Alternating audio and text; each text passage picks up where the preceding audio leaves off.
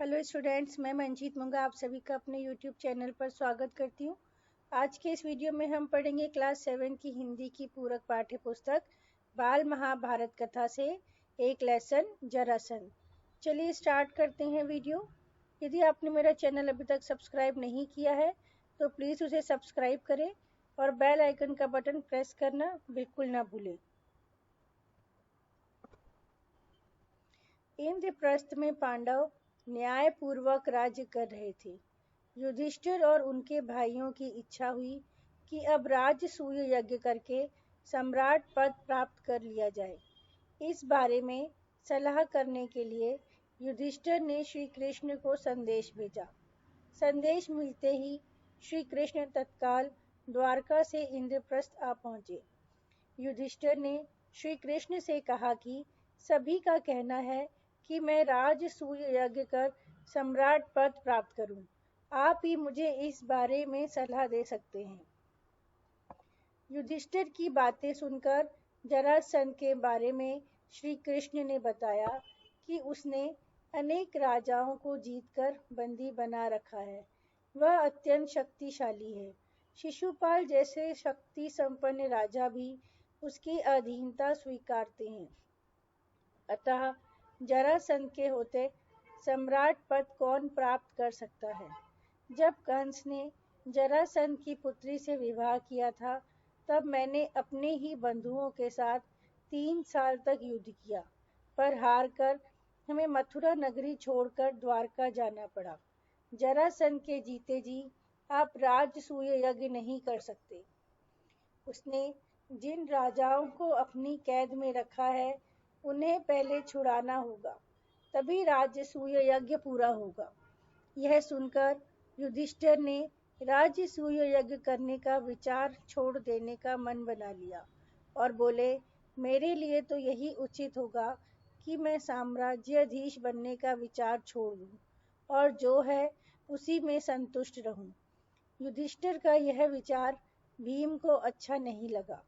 उसने श्री कृष्ण की नीति कुशलता, अपना बल और अर्जुन के शौर्य के बल पर जरासंध को हराने की बात की। भीम की बातों का श्री कृष्ण और अर्जुन ने भी समर्थन किया। जरासंध से युद्ध करने श्री कृष्ण, अर्जुन और भीमसेन ने वल्कल पहनकर व्रती लोगों जैसा वेश बनाकर जरासंध की नगरी पहुंच गए, जहां जरासंध ने उनका आदर सत्कार किया। अर्जुन और भीम ने जरासंध के आदर सत्कार का जवाब नहीं दिया। तब श्री कृष्ण ने उनके व्रत रखने की बात कही और आधी रात के बाद बात करने का समय बताया। जरासंध मेहमानों को यज्ञशाला में ठहराकर चला गया। आधी रात बाद जब जरासंध यज्ञशाला में आया तो उसने अतिथियों के बदले रंग ढंग देखकर उसे शंका हुई।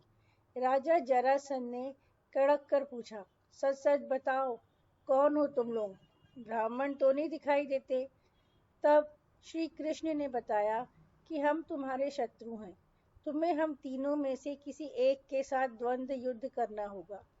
जिससे तुम्हारी इच्छा हो उससे तुम लड़ सकते हो।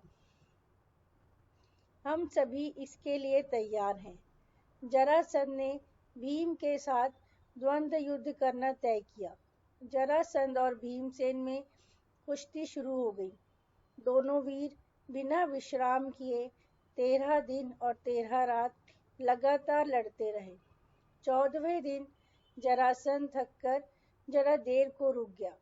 उचित मौका देखकर श्री कृष्ण ने भीम को इशारे से समझाया और भीमसेन ने फौरन जरासंध को उठाकर चारों ओर घुमाया और उसे जमीन पर जोर से पटक दिया, जिसके कारण अजेय जरासंध का अंत हो गया। जरासंध के वध के बाद उन्होंने सभी कैद राजाओं को मुक्त कर विजय यात्रा की और सारे देश को महाराज युधिष्ठिर की अधीनता में ले आए। जरासंध वध के बाद पांडवों ने राजसूय यज्ञ किया, जिसमें देश के सारे राजा आए। तो प्रश्न उठा कि अग्र पूजा किसकी हो। पितामह भीष्म ने कहा कि द्वारकाधीश श्री कृष्ण की पूजा पहले की जाए। जब श्री कृष्ण की अग्र पूजा सहदेव द्वारा की गई तो शिशुपाल को यह अच्छा नहीं लगा। वासुदेव का इस प्रकार गौरवान्वित होना चेदी नरेश शिशुपाल को बिल्कुल भी अच्छा नहीं लगा। वह एकाएक उठ खड़ा हुआ और ठहाका मार के हंस पड़ा। सारी सभा की दृष्टि जब शिशुपाल की ओर गई तो वह ऊंचे स्वर में व्यंग से बोला, उपस्थित राजगण, जिस दुरात्मा ने कुचक्र रचकर वीर जरासंध को मरवा डाला, उसकी युधिष्ठिर ने अग्र पूजा की। इसके बाद उसे हम धर्मात्मा कैसे कह सकते हैं? उनमें हमारा विश्वास नहीं रहा। शिशुपाल कुछ अन्य राजाओं को साथ में लेकर सभा के बाहर निकल गया। युधिष्ठिर के बहुत समझाने पर भी शिशुपाल नहीं माना। उसका हठ और घमंड बढ़ता ही चला गया। अंत में शिशुपाल और श्री कृष्ण के बीच युद्ध छिड़ गया। इस युद्ध में शिशुपाल मारा गया। राजसूय यज्ञ संपूर्ण हुआ और राजा युधिष्ठिर को राजाधिराज की पदवी प्राप्त हुई। इस लेसन के प्रश्न उत्तर इस प्रकार हैं। प्रश्न 1 इस प्रकार है, युधिष्ठिर ने श्री कृष्ण को संदेश क्यों भेजा? उत्तर है, इंद्रप्रस्थ में पांडव न्यायपूर्वक राज्य कर रहे थे। युधिष्ठिर और उनके भाइयों की इच्छा हुई कि वे अब राजसूय यज्ञ करके सम्राट पद प्राप्त कर ले। इस बारे में सलाह करने के लिए युधिष्ठिर ने श्री कृष्ण को संदेश भेजा। सेकेंड क्वेश्चन है, जरासंध की वीरता के बारे में सुनकर युधिष्ठिर पर क्या प्रभाव पड़ा? उत्तर है, युधिष्ठिर के सम्राट बनने में जरासंध सबसे बड़ी बाधा था।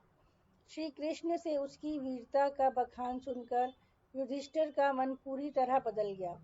यह सुनकर युधिष्ठिर ने राजसूय यज्ञ करने का विचार छोड़ देने का मन बना लिया था और बोले, मेरे लिए यही उचित होगा कि मैं साम्राज्याधीश बनने का विचार छोड़ दूं और जो है उसी में संतुष्ट रहूं। नेक्स्ट क्वेश्चन है, भीम ने युधिष्ठिर का मनोबल किस तरह बढ़ाया?